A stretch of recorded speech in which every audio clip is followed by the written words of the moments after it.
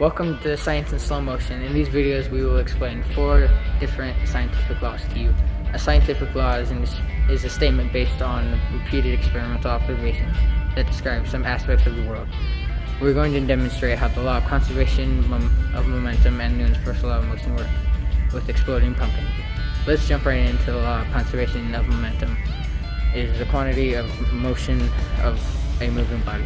The momentum of an object can be calculated by multiplying its mass times its velocity.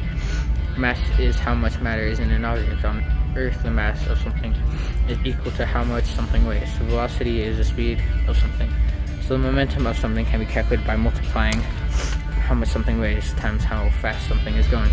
The law of conservation of momentum states that the sum of the momentum of 2 objects before collision between them is the same as the sum of momentum of the 2 objects after the collision. This basically means that if one object smashes into another object, it will transfer all this momentum into the object it rammed into. Here, let me show you. Take these 2 pumpkins for example.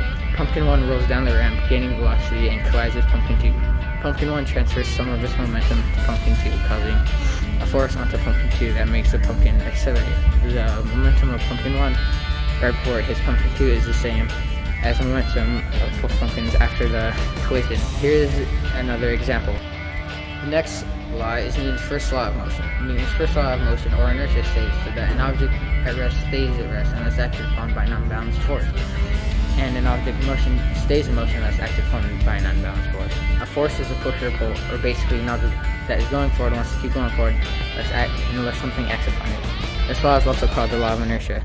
Inertia is an object's tendency to stay in motion if already in motion, and stay at rest if already in rest. The more mass something has, the more inertia it has. The sledgehammer has a law of inertia because it is more massive, and because it is already in motion, it wanted to stay in motion, and because it had a lot of inertia, it continues through the pumpkin until it hits the ground.